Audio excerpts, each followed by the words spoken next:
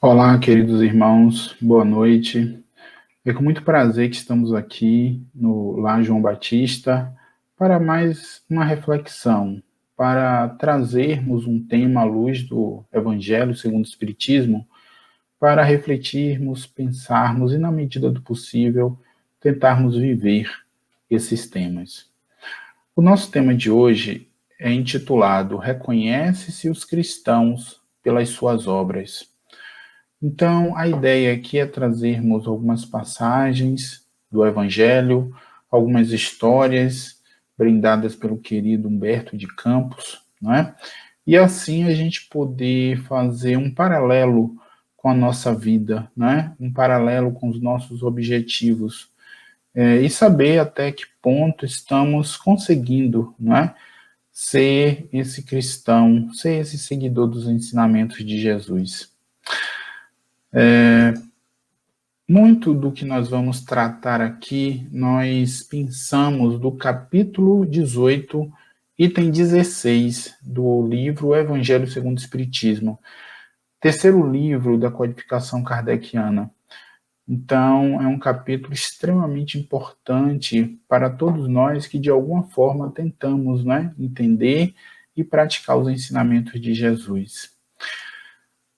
O Espírito Simeão nos lembra a passagem do Evangelho que afirma que nem todos os que dizem Senhor, Senhor entrarão no reino dos céus, mas somente aqueles que fazem a vontade de meu Pai que estás nos céus. Alguém acredita que bastará se vestir de trajes, tais como camisetas, colocar livros embaixo do braço, repetir palavras como se fossem mantras ou rezas para ser salvo? Bastará dizer, sou cristão, para que alguém seja um seguidor do Cristo? Procuremos os verdadeiros cristãos e os reconheceremos pelas suas obras. Isso vale para todos nós. Jesus já nos disse: uma árvore boa não pode dar maus frutos, nem uma árvore má pode dar frutos bons. Toda árvore que não dá bons frutos é cortada e lançada ao fogo. Bela metáfora essa da árvore do cristianismo, não é? Que frutos devem sair destas árvores? Imaginamos. Certamente que devem ser bons frutos, né? A árvore do cristianismo é sempre boa, porém maus são os jardineiros. Nós, né, que nós nos referimos, pois entendemos de moldá-la pelas nossas ideias, de talhá-la de acordo com as nossas necessidades. Não raras vezes, cortamos, diminuímos, mutilamos a árvore do cristianismo ao nosso bel prazer. Quando alguém sedento da árvore da vida a procura e vê que secou, em vão pede o fruto de vida a essa árvore que é da vida. Os espíritos amigos nos chamam atenção para que abramos os nossos olhos, ouvidos e corações sobre esse tema, que possamos cultivar essa árvore da vida cujos frutos dão vida eterna. Mas essas figuras de linguagem parecem um tanto quanto confusas, não? Árvore da vida, daqui a pouco a gente fala sobre vida eterna. Abramos os nossos olhos, ouvidos e corações. E para ficar mais claro essas figuras, nós trazemos aqui alguns questionamentos do tipo: quantos de nós tivemos situações financeiras agravadas nos últimos meses da pandemia, do isolamento social? Quantos de nós?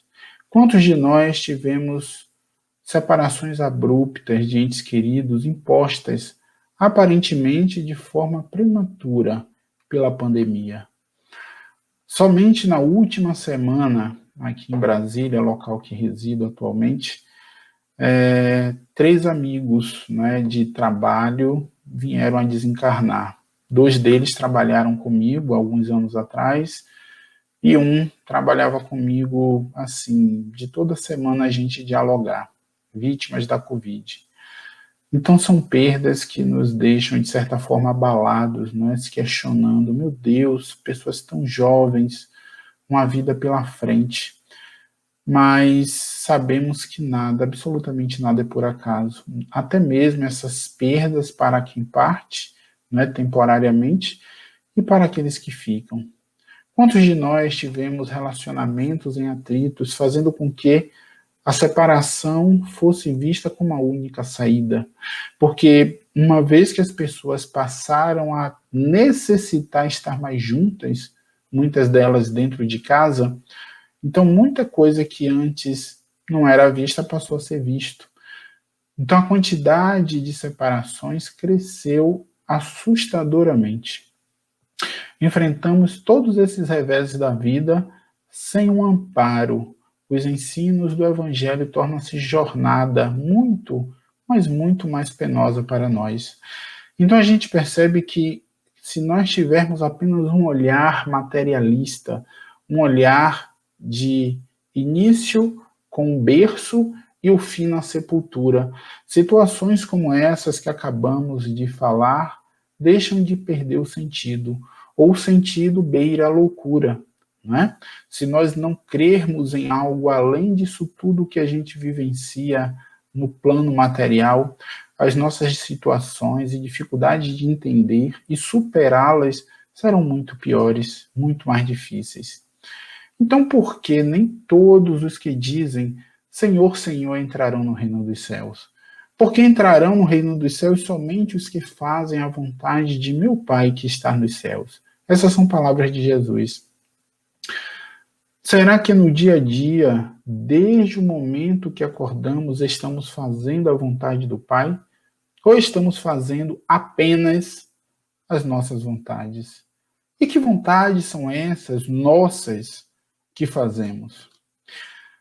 No livro Contos desta e doutra vida, no capítulo 20, intitulado TBC, Humberto de Campos nos conta que encontrava-se com um grupinho formado por 3 amigos, Leandro, Samuel e Jonas, que frequentemente se reunia para discutir elevados assuntos do espiritismo. Imagine que honra, né, para qualquer um de nós ao estudarmos sobre assuntos da doutrina espírita, tivéssemos ao nosso lado um mentor espiritual, nada mais, nada menos que Humberto de Campos.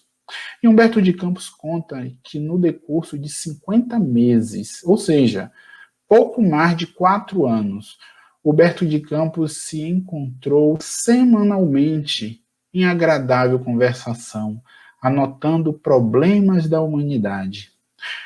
Humberto afirma que eram apontamentos valiosos à margem do Evangelho, recordações sublimes sobre o Cristo, observações sensatas acerca dos sentimentos que vivificam altas questões sociais, notícias da mediunidade reportadas no ambiente doméstico, impressões próprias de contato com os espíritos através dos sonhos que narravam felizes.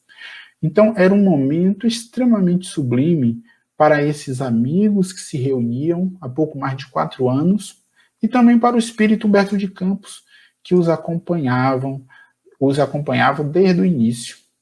Tamanha foi a simpatia, né, que toda essa conversação, esse estudo inspirava Humberto de Campos, né, pelos 3 amigos, que Humberto não vacilou em apontá-los ao amigo Cantídio dos Santos, mensageiro de luz.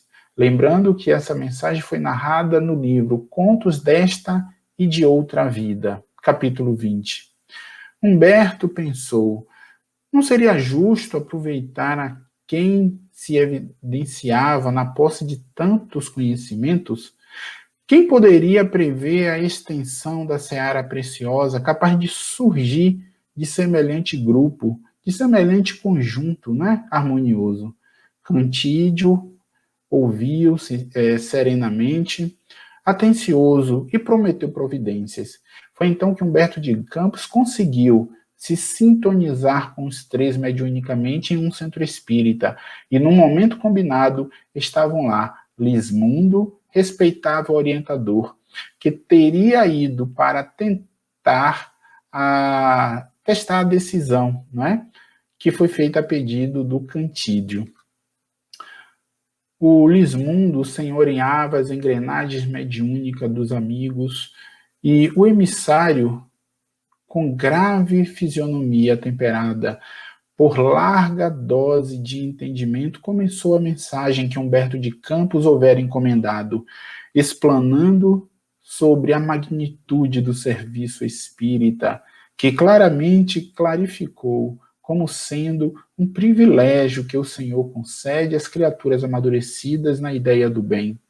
Logo após, entrou diretamente no objetivo, convidando os amigos à atividade. Ou seja, o espírito Lismundo estava convidando os amigos que há mais de 4 anos estudavam e debatiam sobre a doutrina espírita para que começasse a colocar em ação, começasse a colocar em prática tanto o conteúdo doutrinário de grande envergadura. Por que não abraçaremos compromissos edificantes no cristianismo renascente? Afirmava Lismundo através da mediunidade para os três amigos. Acaso não se sentiam privilegiados por tais verdades? Nesse momento foi então, meus amigos, que os três colegas discorreram brilhantemente contra as próprias convicções. Isso porque o instrutor Lismundo estimulou a exposição dos pontos de vista dos companheiros. Falaram longamente das leituras que haviam estudado, exaltaram os princípios de Allan Kardec, louvaram as páginas de Leon Denis, detalharam as pesquisas de Crookes e Aksakoff, analisaram as conclusões de Bozano e Gelley, com notável maestria. Então a gente percebia, de acordo com o diálogo narrado por Humberto de Campos, que a sintonia deles era impressionante. Só que, passadas 2 horas, não é, intermináveis dessas reflexões em que se depararam contentes com um verbo luminoso e ardente, Lismundo lembrou paciente o impositivo do trabalho, que lhes guia aos tesouros da direção do próximo. Era preciso rearticular corações, lembrava Lismundo, e levantar almas caídas. O benfeitor atacou a nova argumentação, salientando a oportunidade de um agrupamento destinado à sementeira da luz, uma casa de instrução e consolo, em que os necessitados de orientação e de esperança encontrariam apoio moral. Um instituto em que a ideia espírita, através do livro nobre, distribuído com largueza de sentimentos, pudesse esparzir renovação e conforto. E nesse sentido, o espírito Lismundo dedicou toda a sua energia, né, para sensibilizar aqueles colegas, aqueles companheiros de jornada.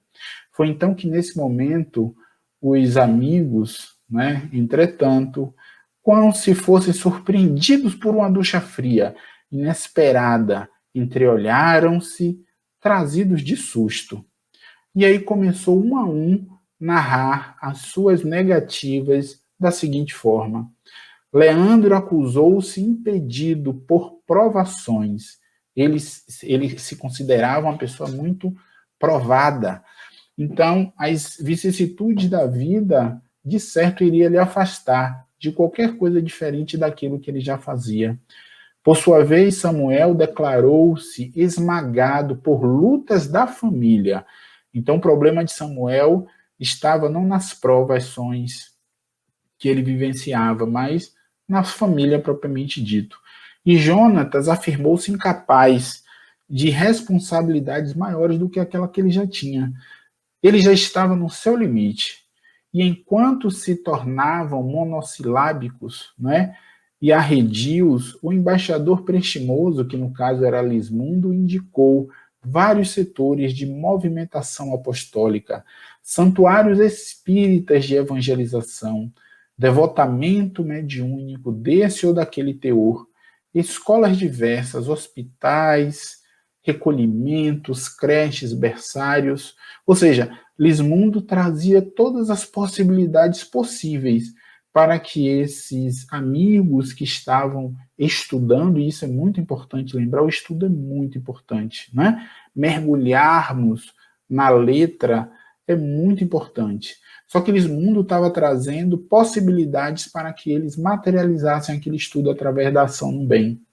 Campanhas beneficentes foram alinhadas pelos instrutores durante mais de 60 minutos, consagrados à advertência e à ternura. O trio, no entanto, mostrou-se irredutível, ou seja, eles não aceitavam sair daquela, vamos chamar assim, zona de conforto do estudo. Alegou-se a falta de tempo, como a gente pode perceber, a incompreensão do mundo, a imperfeição da alma, a perseguição dos espíritos das trevas, os impedimentos físicos e martírios familiares. Olha que curioso, algo escrito em 1964, data de publicação do livro Contos desta e de Outra Vida, psicografado por Chico Xavier e ditado por Humberto de Campos, já datam aproximadamente 57 anos. Falta de tempo, problemas do mundo, imperfeição da alma, problemas de obsessão, impedimentos físicos ligados à saúde, problemas familiares. Algum de vocês já ouviram isso antes? Ou toda essa história de Humberto de Campos não passa de ficção? Na verdade, já ouvimos muito todas essas possibilidades como justificativa para não fazermos algo, né, na seara do Cristo. Inclusive, esse que vos fala, eu já me coloquei muitas vezes negando o trabalho, alegando um desses problemas, um desses impeditivos. Mas será que esse impeditivo de fato existia ou existe? Quando os convites minuciosos e reiterados podiam ser tomados à conta de imprudência, Lismundo despediu-se, ou seja, ele percebeu que não tinha muito o que fazer ali. Mais tarde, na presença de Cantídio, que acalmou Humberto de Campos, que estava bastante desapontado, explicando bondoso: não se aflija, estamos à frente de companheiros filiados à TBC. Gravem essa sigla. T de tatu, B de bola e C de casa. A experiência, contudo, é a mestra de todos. Voltaremos, assim, mais tarde a revê-los, afirmou Cantídio. Intrigado, Humberto de Campos então perguntou: TRC? O que seria isso? Cantídio sorriu e disse: não, Humberto, TRC não, TBC. Representa a sigla Turma da Boa Conversa. Compreende, Humberto? Humberto, apesar da sua agonia, né, e desapontamento, não pôde esconder o sorriso de ter descoberto ali um perfil, né, de trabalhador espírita, ou melhor, aqueles que estudam e não saem da teoria. É a turma da boa conversa. Voltaram então instintivamente para os três amigos e perceberam que estavam entranhados de novo em palestra acalorada, comentando a mensagem do orientador de maneira cristosa, como se a palavra responsabilidade não existisse. Essas palavras são de Humberto de Campos. Ele associa que, embora os colegas estivessem de forma cristosa, respeitosa, estudando e se debruçando sobre os ensinamentos do Cristo, estavam agindo sem qualquer responsabilidade. E é isso que, à medida que nós vamos conhecendo a doutrina espírita, que vamos conhecendo o Evangelho do Cristo, vamos sendo chamados, sim, à responsabilidade. Alguns tomam essa necessidade do trabalho até como choque, né? É exatamente como o susto, o jato de água fria recebida pelos colegas. Mas, de fato, é verdade. À medida que nós vamos nos depurando, conhecendo, nós vamos alargando as possibilidades de trabalho, não é? É como se nós estivéssemos aperfeiçoando ferramentas e mecanismos de ajuda. E aí nos perguntamos mais uma vez, por que muitos dos que dizem Senhor, Senhor não entrarão no reino dos céus? A resposta é porque aqueles que dizem palavras soltas, sem refletirem o que vai no íntimo, não são agradáveis a Deus. A Deus agrada mais a devoção sincera, partida do coração e, acima de tudo, comprovada por atitudes no bem. Nem sempre a balbuciarmos palavras reverenciando o Senhor é acompanhado de atos que identificam o verdadeiro cristão. E qual é a vontade do Pai que está nos céus? Que nos comportemos como verdadeiros cristãos e façamos o bem nos termos ensinados por Jesus, não importando a qual religião pertençamos, seja espírita, ateu, católico, batista, pessoas que cultivam e seguem a Umbanda, o Candomblé, pouco importa. Qual o bem que eu posso fazer ao meu irmão? Isso é que importa para os olhos de Deus. Como se conhece o verdadeiro cristão?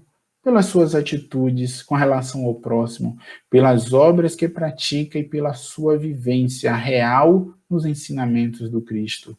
O verdadeiro cristão se revela pela reforma íntima, pela qual fizer passar o seu espírito e pelo esforço que faz para vencer os seus maus pendores.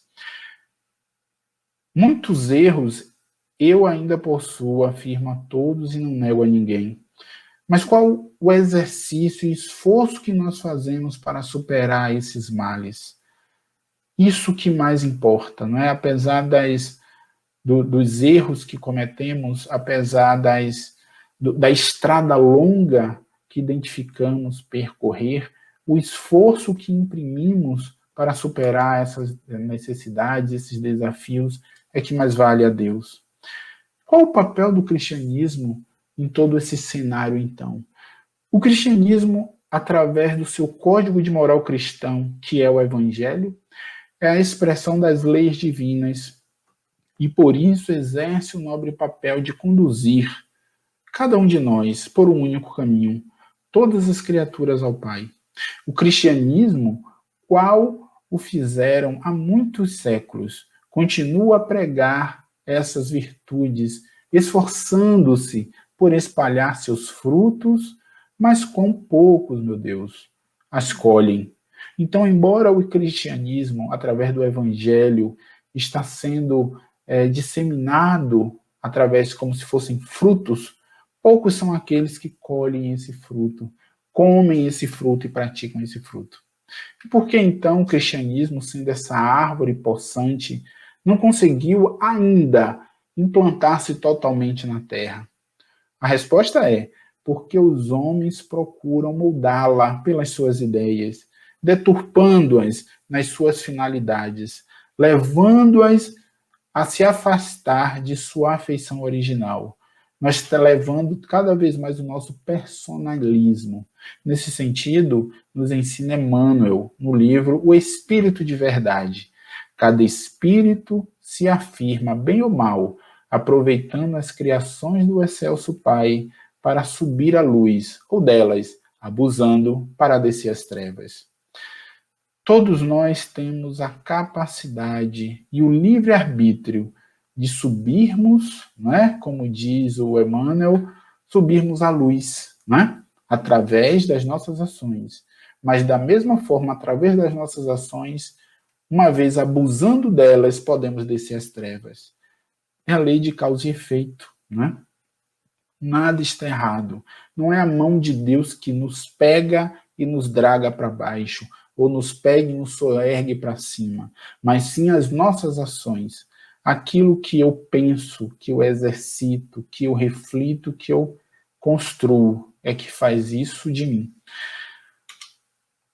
O que devemos fazer, então, para que a árvore do cristianismo floresça? Devemos nos educar dentro dos ensinamentos preconizados por Jesus, através de uma reforma que comece no outro? Não, que comece em nós, sem o que não haverá reforma no mundo que nos rodeia. Ou seja, existe muitos de nós, às vezes, ficamos nos abraçando a bandeiras, determinadas ideologias, acreditando que para transformar o mundo eu preciso mudar o outro. Primeiro precisamos mudar a nós mesmos. Identificar por que determinadas coisas mexem tanto comigo, né? E só então partirmos para auxiliar na medida do possível fora de mim. Nesse sentido, Emmanuel nos ensina, né, mais uma vez de forma caridosa, também no livro O Espírito de Verdade. Somente as obras que fizemos em nome do Pai é que serão marcos indeléveis de nosso caminho, a testificar de nós, ou seja, a testar aquilo que nós merecemos, aquilo que nós somos. Quando o trabalho do Cristo é mais requerido? Vocês acreditam que o trabalho do Cristo é mais requerido nos momentos de bonança, tranquilidade? Em situações em que todos estão felizes? Ou o trabalho do Cristo é mais requerido nos momentos difíceis? Nos momentos em que faltam palavras? Nos momentos em que as dificuldades se avolumam? A resposta parece óbvia, né? Pode parecer paradoxo o que iremos afirmar aqui agora, mas nunca se teve tanta oportunidade de se exercitar o trabalho do Cristo como agora. Agora, esse momento que estamos vivenciando de isolamento social, pandemia, falta de emprego, né? Possibilidades de auxiliar tantos quanto necessitam. Por mais difícil que pareça ser o momento, nos perguntemos como melhor eu posso contribuir com a minha saúde. Quando pensarmos em saúde, saúde física e saúde mental. E como melhor eu posso contribuir com a saúde do próximo, com a vida do próximo. Contribuir não é apenas servir o alimento, mas muitas vezes dar uma palavra, dar uma atenção, emprestar o ombro para consolar. E esse momento que estamos passando é um momento ímpar. É um momento que nós estamos precisando ser confortados. É um momento que precisamos confortar. Diante de Deus, só se obtém méritos através de obras no bem, e não através de simples religiosidade, muitas vezes falsas ou de cunho exterior. É no cristianismo que se encontram todas as verdades, e não propriamente em alguma religião ou prática exterior. Que essas breves reflexões dessa noite possam servir para cada um de nós, né? Para mim, para você que está nos ouvindo, que aqui estamos meramente trazendo os ensinamentos, né, colhidos nas obras citadas, na tentativa de entender, compreender e exercitar. Agradecemos a Deus pelo convite e rogamos ao Pai que continuemos firmes e fortes no trabalho do bem, para que assim possamos ser cristãos de fato. Que a paz do Mestre Jesus esteja conosco, hoje, agora e para todo sempre.